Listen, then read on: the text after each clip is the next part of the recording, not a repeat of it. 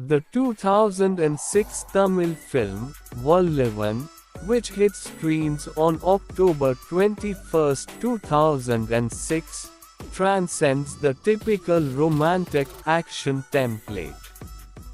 It is a story split into two distinctive halves, both anchored by the unpredictable nature of its protagonist, Vallavan, played by Silambarasan Tr.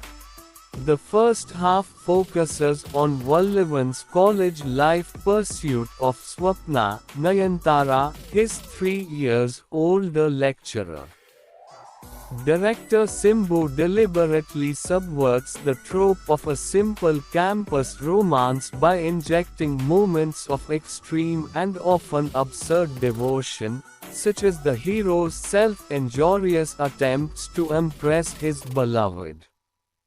This narrative choice set the stage for the film's controversial, anti-establishment tone, questioning traditional morality in cinema.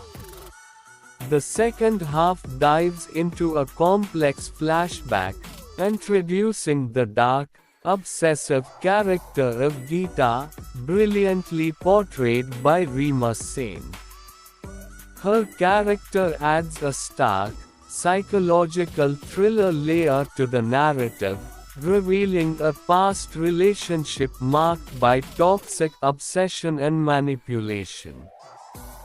Reema Sen's performance, in particular, was singled out by critics as a surprise package, a menacing and utterly convincing portrayal of a psychotic young woman that stood out despite the overall uneven nature of the film's structure. It is this unusual blend of light-hearted romance, dark psychology, and mass hero elements that has allowed Vallavan to persist in the public imagination. The defining controversy, a poster that shocked the senses. The marketing campaign for Vallavan was as bold as its narrative, but one piece of promotional material generated an unprecedented level of public outrage: the infamous lip-lock poster. The image, which depicted a highly intimate kiss between Simbu and Nayantara, with the hero seemingly biting the heroine's lip, was plastered across massive outdoor hoardings throughout major cities. This explicit display of intimacy, a rarity for a mainstream Kollywood release at the time, caused an immediate public furor. Public interest groups and conservative elements swiftly demanded its removal, arguing that the poster was vulgar and offensive to traditional sensibilities. The controversy was so intense that, according to reports, the sheer distraction caused by the enormous, sensational hoardings even led to traffic disruptions and was cited as a danger to commuters in some busy junctions. Simbu, already considered a controversy magnate, successfully leveraged the firestorm.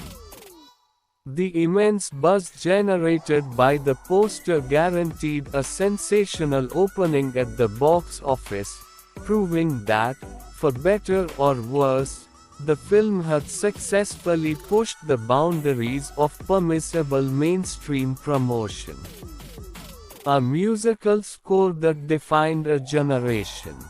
Beyond the on-screen drama and off-screen controversy, the film's musical hit soundtrack is arguably its most enduring element. Composer Yuvan Shankar Raja delivered a score that perfectly captured the restlessness and passion of youth.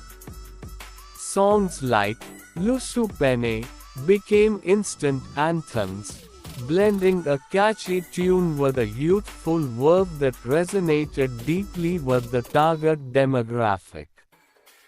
Similarly, Yamadi Atadi was a chartbuster, known for its high-energy choreography and visual glamour.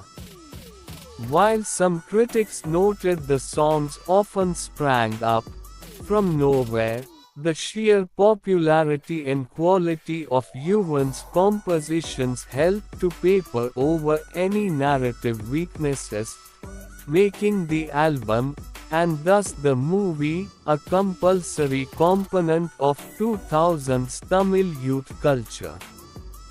Vallavan's lasting cult status. Now celebrating its 19th anniversary, Vallavan is revered by fans for its unique identity. It is a movie that refused to play by established rules, featuring dialogues and scenes that were considered bawdy and explicit for its time.